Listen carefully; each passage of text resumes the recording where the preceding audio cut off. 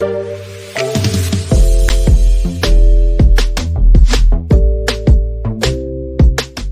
right, welcome to this episode of the Wealthlab Podcast with Hannah. She's an amazing budget coach. We went through a whole bunch of topics, and I really encourage you to listen to the end where she gives us some really interesting ideas about how to think of our money when it comes to a quadrant, and that's apportioning our spending into brackets of love, want, need. And I just thought that was such a clever little way to think about our spending a little bit more mindful. And it also goes through her backstory about how she became a financial coach. She discusses the difference between what a financial coach is and what a financial counselor is. And the counselors are more the ones that people who are in extreme debt and about to go bankrupt, or they can't pay the utility bills. And then she takes us through a client journey on what it would look like if you were to be a client of hers, how she would assist with cash flow planning. And then we go through some differences between what a financial advisor does or a financial planner, as well as a cash flow coach or a budget coach. We're complementary industries. She's more short term. We're more medium to long term. This is a great episode. Thanks so much for tuning in. We hope you enjoy it. Hannah, welcome to the podcast. Oh, thank you so much for having me, guys. Nice to have another face on here so I don't have to stare at Scott like usual. It's good. Thanks, mate. That's very kind of you. So the background in this is, I think, how did we originally get connected? Who was the first person that originally linked us up? Where did that come from? Must have been Brody from Fund the mortgage brokers. Got it. Yeah. Nice. So I was really interested to have you on the podcast because I've referred you a client of mine, and I am really keen to get that information out to the world just so they can get a little bit more understanding on what it is that you do and how it works. So I'm aware that there's a lot of people in your space as well. So Hannah, what it is that you do, and tell us about the business, and then what's different about what you do versus maybe some other people in your space. Yeah, easy done. So as a budget coach, I do focus on three main areas with clients. The first will be the budgeting, the numbers, the education, all of that education piece there, and actually getting systems and structures set up. The other two are more mindset, psychologically based. So the second would be going into your mindset around money, limiting beliefs that a client's got, areas they're sabotaging and holding back. And the third would be coaching as skills for emotional regulation. So we all know that we spend money when we feel an emotion. It's kind of 101 we often spend when we have an emotion. So actually, rather than spending money, having the skills and learning the skills to be able to regulate our emotions in the moment means that we are no longer having that kind of Band-Aid approach. So that's how I help clients. I really love that from our initial conversations. I probably could have sat there and listened to you talk all day, to be honest. But particularly when you started getting into some of that psychological stuff, you just mentioned limiting beliefs. Tell me more about that. I'm curious. What's that all about? Yeah. So imagine that you are the richest kid amongst your friends growing up, or imagine you're the poorest kid amongst your friends growing up, for example. There's going to be beliefs that you've got there that maybe I feel guilty for having money, or I am not as worthy or good enough as other people. So there's going to be beliefs that we have that we attach meaning to money that may not actually be there, but we're shaped by our experiences, and those sit in our subconscious and they play out unless we actually actively acknowledge them and work on rewriting them. Yeah, so right. How do you classify yourself?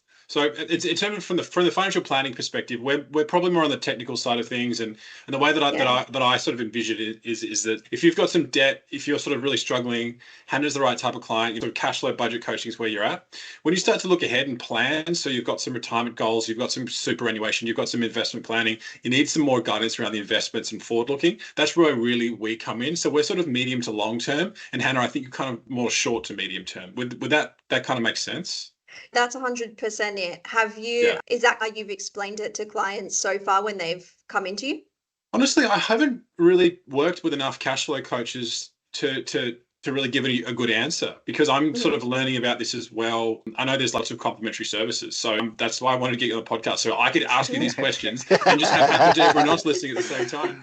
Yeah, efficiency. And that's right. And you touched on this before, but there's so many different ways that you can approach the coaching. There's different certifications out there, different skills that people have. So just because you speak with one coach, they might actually do it in a different way or have a different skill set. So it is really important to know who you're working with. Industry where they can't figure out their certification. Yeah, that's exactly. On On that topic, though, like I guess give us a bit about your background. So, where'd you come from? What led you into the cash flow coaching? What made you want to do it? Yeah. I'd love to hear this from you guys as well, because I actually don't think I have yet. So for me, I have, my story is that when we talk about those beliefs, I actually had a really positive belief about money growing up. So my grandfather, by the time I knew him and he was in retirement, he'd had businesses, that success and failure and all sorts. But what he had really done was made sure that he had really good, solid investments. So he had blue chip stocks, was earning really good dividends, had a good nest egg for retirement. And that was a really positive influence for me, because growing up, he was able to do things like give my family air conditioning or a really big trip to Broome, like things we wouldn't have been able to afford. And so I saw actually the benefit that money could bring. And then he actually as well, so I don't know if you guys know Peter Boll, but Peter Boll was an immigrant who came over to Australia as a teenager. And my auntie found him, got him to run in a race. My grandfather then supported him gave him his training shoes, paid for his athletics, paid for him to go over to Sydney and compete in all the competitions. And now he's been running in the Commonwealth Games, the Olympic Games, smashing records. So that was just a huge positive influence for me with money. So I've always been pretty good with money, but I've definitely realized that I was working in corporate, and I realized my favorite part about the job was actually coaching. So now I've kind of been able to, I don't know, bring all of those things together and just create a job that I love. That's so cool. Yeah. All right. So can I throw the next one at you, which is, what's the difference between, say, financial coaching and, say, financial counseling? That might be someone, what's the type of questions that person should be asking you versus a counselor? What's the difference? What's the benefits of both? Yes, counseling is for if you're in really stressed position or kind of hardship. So if you are about to not be able to pay your mortgage, or you can't pay your utility rates, you've lost your job, they are definitely the people to go to. They can offer you that hardship support. There is a cap on your income. So if you're earning good income, you actually most of the time won't be eligible to go and see a counselor. So that's kind of base where you can come to see a coach just to help you work on your habits and behaviors. If you're not actually in hardship, but you just need to work on the habits and behaviors with spending and saving and get a budget system in place, that's that position there. Do you guys get questions about when is the right time to come and see a financial advisor, or why would you come and see a financial advisor? Yeah, sometimes. Good question. And then we'll get people that might book in for a meeting that actually really need a counselor. They're kind of in that position where, they're really stuck, maybe major debt issues, whatever. And maybe they booked in thinking that's what a financial advisor does. Yeah, quite often we get people that think, you don't have enough money, I don't earn enough money, I don't have enough money to invest, I don't really need an advisor. And I'd say, particularly in our case, that's absolutely not true. Like we're here to help mums and dads. Those are the people that we love to work with. So, sitting on $5 million doesn't need my help. Someone that wants to retire and's got a couple $100,000 in supers, that's who needs it. So that's where we do get that. It's like a smack bang, and the kind of clients we like to work with think that they're not the right people for advisors sometimes. Yeah. That question, Hannah, thank you for that one. That's a good one. It's a good one to knock out as well, because just the sort of how we work is complementary, I think, is quite interesting as well. Like, I think you work with an advisor. If you work with a financial advisor, there's generally an obligation for us to really understand the budget, but we really don't go into the granular detail that you would.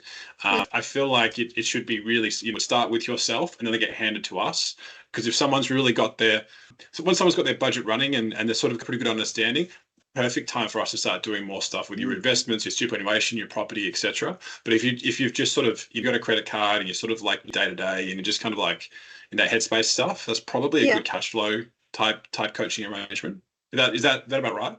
Yeah, 100%. Because if you imagine, like, if clients come to you and they're in that space, then you might be able to advise them. Let's say they have a retirement goal, and you might be able to tell them, okay, you guys have to save $500 a month, for example, to be able to reach that goal. And if someone is kind of an avoidance with their money, then what's going to happen is that 500, they'll be able to put that towards investments. But where is that then coming from? And if you don't want that to come from spending on the things you love, then we need to work on then changing either habits and behaviors of kind of money leak areas, or maybe running through your bills and going through those and saving there. Then otherwise it's just coming from money that you love, and you're back on that discretionary spending, which no one really wants to do. Have you seen that? Everyone still wants their holidays. Yeah. Have you seen that podcast? It's a guy run by called Ramit Sethi, who wrote a book, I Will Teach You to Be Rich. And I've he has seen a the Netflix podcast. show. He's got a Netflix show, but he's got couples, and they'll sit in front of a camera, and then they'll fight over money whilst the cameras are rolling, and that's the podcast. It is unbelievable, and it's mostly cash flow mindset stuff. And I find it so cringe. I just, the thought of me and my wife going through the budget whilst the cameras are rolling. with some guy who's going to judge you over that pair of sneakers or whatever it is. I remember seeing the Netflix show and I thought, wow, this is kind of like I do, but dramatized like 100. Like a month or something from payments, and then her daughter was the one that got the coach involved because her mum was literally spending everything, and she was like months from getting cut off by the ex-husband. His approach, and this is kind of mentioned about coaching approaches, is because it's a TV show and he wants to get change. He comes in and is like, you need to do this and you need to do this and you need to do this. Whereas actually technically coaching in the training and background that I've had, it's about asking questions to help the client gain awareness of their habits and behaviors. So you might not get someone to have changed their life in one session, but over a couple of sessions you can see more results. But it's on what to do. Oh, sorry, go on. No, you go, mate. Well, okay, we don't like doing. Phil, why don't we like doing one-off advice? What's the drawdowns of that? Well, yeah, good segue, because I was about to say, I would sit there and tell someone to do something, but unless you can really change that behavior and that drive to actually want to do that thing, that's going to happen. And sometimes, we give the best advice in the world. Unless you actually execute that advice, then what's the point? And plans don't happen instantly; they happen over time. So we need to make sure you're staying on track, keep you bought into the picture of why are we doing this and what's the reason for it, and keep moving forward that way. I think, that's where I was going. So good segue, Scott. Thanks. I think it's so true when you go, people listening, when you go to see a professional, let's say you're going to, first of all, start to look to work with an advisor or a coach, you're going to see a professional, you have to make sure that person is time to understand you and show empathy and ask you questions and get to know you, don't you? Have to be seen and heard in that. Make sure you've found the right professional. Yeah. Look, I make it as a joke all the time, but it's not really a joke. It's probably very similar to what you do. Planning, there's often the correct answer as per what the spreadsheet tells you. That correct answer very rarely lines up with somebody's life and what's going on in their real world. It's that you've got to be able to meet those two things together to make it all work. And I'm sure it's probably very similar for you. You can give someone a spreadsheet that says allocate every dollar like this, but unless you can change that mindset and actually give them the drive to want to follow that, it's not going to work. Yeah, and sometimes it's changing the mindset, and sometimes it's accepting where they're at or where someone is at or where you're at. So imagine the couple, and you guys probably see this all the time, where you've got one person who's had a particular illness in their life. So let's say one of their parents or their grandparents passed away really young. And then you've got someone else who is really concerned about having a lot for retirement, right? And then there's that argument in the couple about we only live once, we should spend today versus no, we should have the money for the future. And so there's no textbook that's going to solve that because there's different values there. So definitely a human element to money. Yeah. You do need some marriage counselling skills up your sleeve. I have been binge watching couples therapy. All right, so let's say I've got a family member or just one of my friends or someone like that who I think would benefit. How do you work with them, and what's the costs? And so break it down. What's that first meeting look like? If know someone who's like, just terrible with money and they've got a bit of credit card debt and they're earning a good income, but they're just sort of a bit lost. Yes, easy done. So I would have a phone conversation, obligation-free phone conversation with them to make sure that coaching is the right fit and I'm the right coach for them. That's just a simple over the phone call, and then do sessions virtually from there. So it's what sort of questions? I don't mean to jump in. I'm going to needle on you. What questions would you ask them? What should they be thinking and getting ready for? Yes, I'm asking them, like, this is probably something similar to what you guys asked, but is there a particular reason that you're wanting help with this now? Like, kind of on in your life to make you want to reach out to get help now? And secondly, how long have you struggled with this issue for? Probably the two main. And then the third would be, what have you tried already, if anything? Yeah. People come to me and they haven't tried anything at all, and others have been tried 20 different apps, barefoot investor, asking every friend, family member and colleague for help. So there's a big range, but obviously if you're at the starting end, you probably haven't tried a lot. Maybe we only need a couple of sessions there together. If you have been trying a lot and haven't got any success, then we're probably going to need sessions, like an extended session.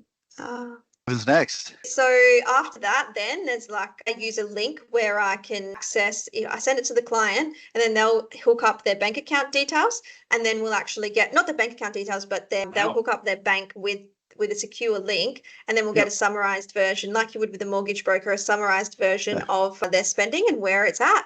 And look, I know that is incredibly daunting, but at the same time, there's nothing better than actually getting over that avoidance hurdle, knowing where it is and facing the reality. It's like that kind of, go to the gym or eat something healthy. You don't particularly want to do it, but it's a form of self-care and it makes you feel really good afterwards.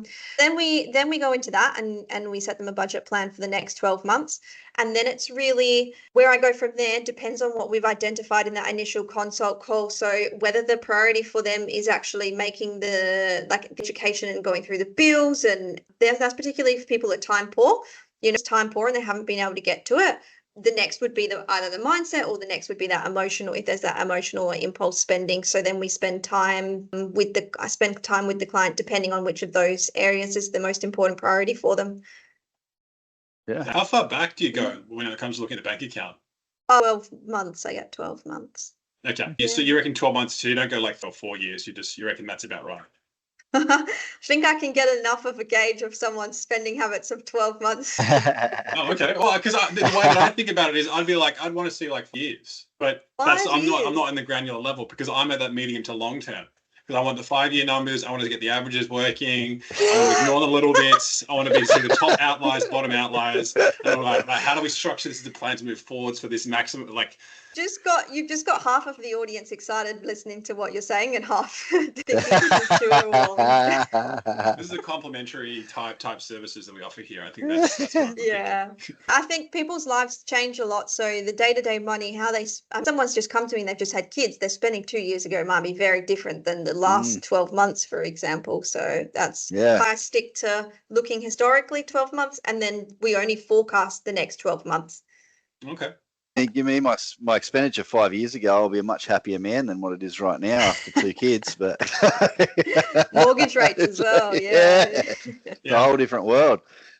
Cool. What's the with one silver bullet? Yeah, it's got to be. Look, I didn't term this concept, but if you were to think about your money in a 4-quadrant diagram, and you've got needs, likes, wants, and loves, and you try and align your money with the needs and the loves, and strip back on the wants and the likes, I think that's the way to happiness. I like that. I do like that. What's your loves? What sits in your love bracket? Like, you love to spend money on?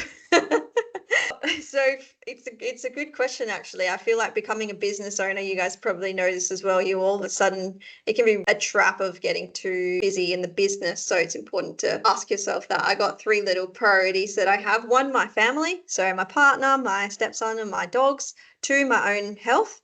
And 3, my yeah, I was thinking a bit blurry between the needs and the loves. Like, mine is it's actually a good point, yeah. Like with mental health or health and just like, this is probably where it would make sense to go through the 12-month budget and be like, do you actually love this, or do you just like this? Yeah. I could see that blurriness. You'd sort of play and build that out. Yeah, I do get it's a good point you raised, because I do have couples who argue about what is a need, especially with kids. I can see that, yeah. Yeah, there's definitely an argument that does happen. Well, girl, we'll just leave that pregnant pause in the air, shall we? Continue on. Yeah. So I don't have a home life. Just like this. I think that's a great takeaway. Yeah. That's a great thought. So where do you see your industry going in the future? I know with our industry, there's a lot of change. The number of advisors in our industry have halved in the last 3 years. And there was a report that was published in the news today saying in the last 12 months, 6 financial planning clients have been exited from the books. So that's literally since 2023 to 2024. What's that, like 15-20% of clients have been removed from most financial advisors' books because of how much turbulence is going on in our industry. So what's the future for your world looking like? Yeah, wild and heartbreaking, isn't it? It is, isn't it? I directly then correlates into, I think, the growth of the area that I'm in the industry that I am in, and why more budget coaches have been popping up, because there needs to be a service. You charge an hourly rate, so there needs to be that service where people can get help at the price point that they need if they've been turned away from their advisor. Over in the Australia, we're in Australia, and Australia is typically a follower for the US and the UK. And over there, what I do is absolutely booming. I think I'm in a Facebook group of 10,000 other coaches. All right. And Dave Ramsey over there, he's got all of his coaches, and it's huge. So if that's any indication of where Australia is going, I definitely see this to be a booming industry in the next few years. But in saying that, it definitely complements financial advice. Like, by no means do I think it's ever going to take from financial advice. I think they two complement each other well. Yeah. Dave Ramsey, the guy you always see on like reels yelling at people for taking cars on leases. Is that guy? Yeah. Yeah, that's that guy. Is he super religious? Quite entertaining. He is, yeah. Yeah, he started in the churches, which is a whole nother podcast topic. Yeah. We some weird stuff coming out of that. Okay, like it. Well, that's good. So I think just keep going on the time. Now, is there any other sort of points you would want to leave us with around what you do, how you help people, and maybe some more things to think about from listening to this episode? Yeah, I just think that the biggest obstacle for people reaching out for help with money is that it does involve for people sometimes a lot of going through emotions. Like, you may have feelings like you'll have to go through, if you've been avoiding your money and avoiding getting help with it, you'll have to go through some level of acknowledging that maybe there's shame, maybe there's embarrassment, there's envy of others, maybe there's jealousy of others, maybe there's a realization that we haven't been doing as much as we could be. But my encouragement would be to not let those emotions and feeling hold you back. Sometimes being in the safe space of someone else, like yourselves or myself, being in the safe space of someone else to be able to actually talk about how you're feeling and talk about what you want for your finances and how you'd like things to be different, that's actually the relief that you need to get through it. So that's just my encouragement for the day, is go and seek out friendly faces such as yourselves to get help. Oh, that's a nice one. All right. Yeah, I like that. We're going to wrap it up there. Let's plug your website. What's the socials? What's the website, please? Yeah, Hannah Rose Richards, and apparently Hannah Richards is way too common on socials. So Really? social name is the Wealthy Empath. Wealthy empath, like it. Yeah. All right. Very nice. Thank you so much for being on the pod, and we will see you guys next time. Yeah, Ghana, thanks for coming. Cheers.